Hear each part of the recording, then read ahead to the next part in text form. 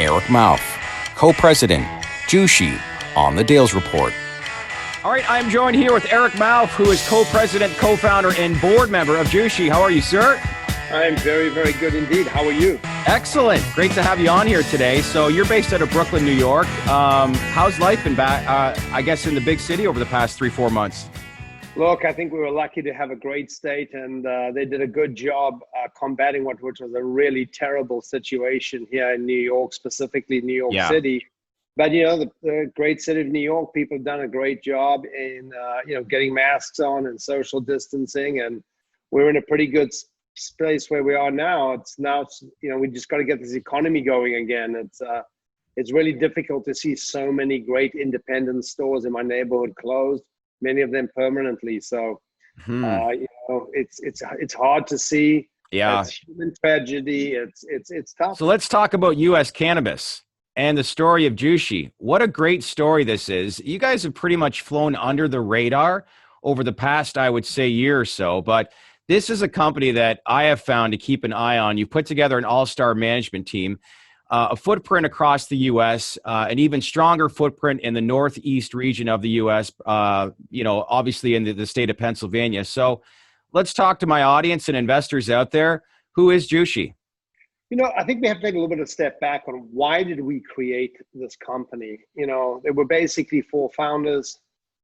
We were investing in the sector over the last few years. Yep. Going back almost 6 years now. One of our earliest investments was Organigram, many of the great Canadian companies that were really booming 5-6 years ago. And as with that thesis of ours developed, we really looked at the US and we thought, this is going to come down to the US. We are going to have some form of normalization at the federal level at some period of time. Yeah, for sure. And so we decided to invest in the US. So we started a company here. We built on really 4 principles. One, we believe management matters. And so we built an unbelievably strong management team. Number 2, we thought risk capital and how you allocate capital was a critical component to winning. I don't need to point out all the stories of where capital mismanagement, bad buying, overspending, leverage has created a real problem. We were seeing that investing privately and wanted to rectify and not have that happen here. 3, we bought a lot of companies. We built a lot of companies. Dennis Arsenault, who is known to many of you Canadians, was one of the co-founders. He really helped us steer the ship initially. He's not at Jushi, but he was one of the founders. Yep. Jim Cacioppo is a hedge fund distressed manager. He's built many companies out of distress. He's managed through distress. I was at Deutsche Bank. I was a vice chairman. I did a lot of risk management, structured credit. I'd raised a lot of capital. So we brought all of those together and we created Jushi. We then bought what we thought was one of the best run companies in Colorado. It was called The Clinic, a well-known brand in Colorado. We didn't buy any of the assets in Colorado. What we did is we bought the IP, we bought the people over. So we bought their cultivation team over, their extraction team, the team that had built facilities. That was great. It really was. We bought some of the great talent out of Organigram that had built that infrastructure up there. So we built a team, we built capabilities in risk management, in raising money, in building facilities, in running retail. And then methodically, in a very risk-averse yet deeply researched process, we started to pick states. Right. And the first state we invested in was New York. We had a 16.5% in one of the 10 licenses. And then we started to add to that. And as you said, we weren't just buying assets. At one stage, New York was a very hot market. Cresco made a very attractive offer. So we actually sold that and reinvested it back into what was our core markets. Yeah, and I think that's a testament to your business model, because it's like in a time where people were overpaying for licenses across the U.S., which means, when are you going to start making profit? You guys looked at it a complete opposite. So how did that come to fruition? I mean, that's just risk management. Yeah. I mean, that is just risk management. When you're looking at an asset that's suddenly being bid up 50, 60, 70% above what you know is fair value, you have 2 options. You can sell or Yeah. you can chase the dream. I think we just decided to sell and reinvest elsewhere. Right. And we've really built what I think is a fantastic portfolio. I'd love to run you through that and some of the kind of constructs behind how we got there. So one of the things I noticed this week when you talk about risk management and reinvesting in your company, you're a leader in the state of Pennsylvania, which is medical cannabis. And, let's face it, that's probably going to be rec in the near term future too. Incredible state, probably one of the fastest growing cannabis states in the US right now. So you recently announced earlier this month a debt financing of $33 million. And this week you announced the closing of an acquisition of a Pennsylvania grower processor license.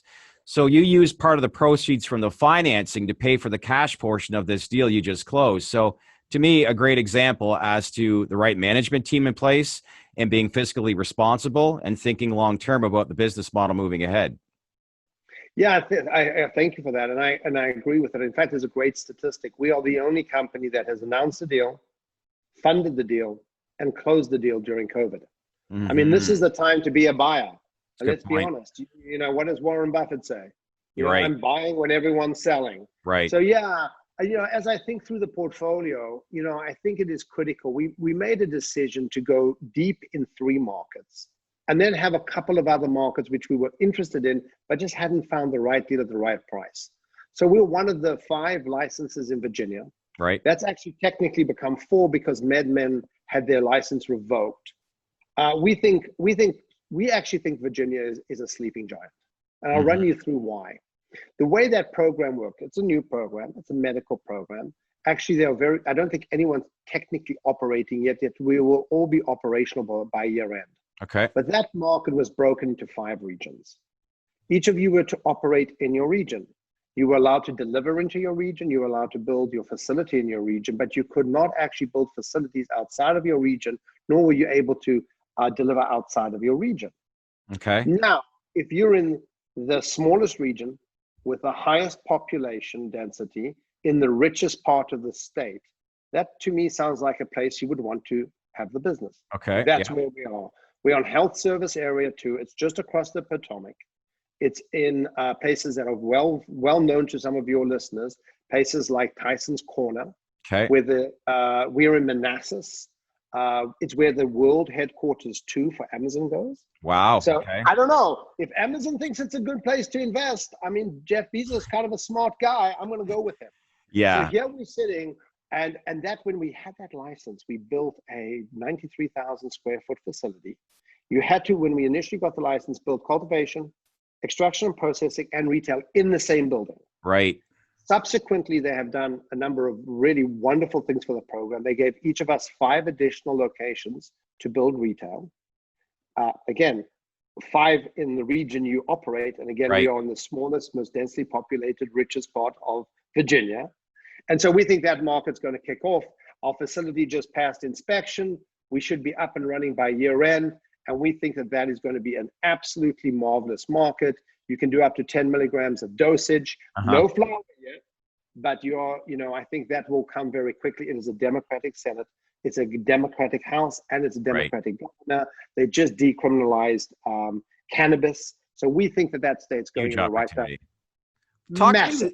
Talk to me the strategy. Like when you sit down as a team, how do you figure out what regions to go after and how do you put that all to life or bring that all to life, I should say? Yeah, Chad, you say we were under the radar, but, we weren't really under the radar. We were just out there. We had a fantastic origination team, a great M&A team, and we literally looked at hundreds and hundreds of deals. Yeah. We deep dived on the state like any financial, kind of hedge fund or asset manager would do. We understood the market. We decided which of them that we liked the programs. We liked the selectivity. We like limited license markets where we think we can build moats. Right. This is not uncommon in investing. And that's how Virginia came up.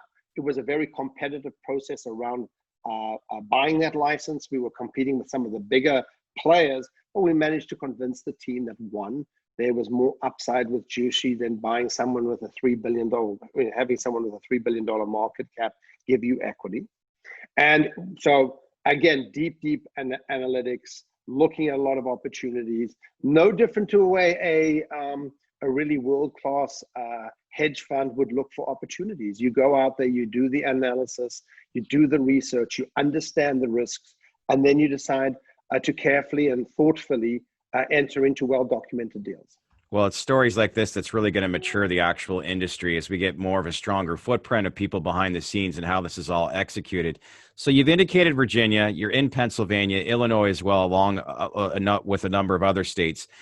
Are there any specific markets right now that you see beginning to mature that are in the early stages in the U.S. that have grabbed your attention? Well, I think Virginia is clearly one of those. Yeah. I have to point to Pennsylvania. We think Pennsylvania is a fantastic market. Yeah. There are 150 licensed stores, about 90 are open. There are 24 grower processors. There are only 7 or 8 that are really functional at size. So we thought that was a market where we needed to, what we call, go limit up. We're limit up in Virginia. You can't have more than we have. Yep. We've got one of the biggest, I think there are only 2 of us with buildings even close to the size that we're at. And in PA, we were 15 licenses, which is 10% of the market. We are one big grower processor. So this facility we bought, we thought was just bargain basement pricing on it. We're really excited about this.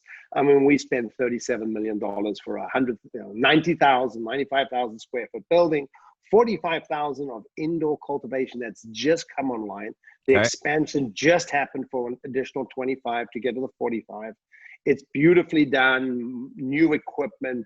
Basically, we're walking in as the first harvest gets planted. So we didn't have to go through the year-long expansion, dealing with COVID. We literally bought a golden asset.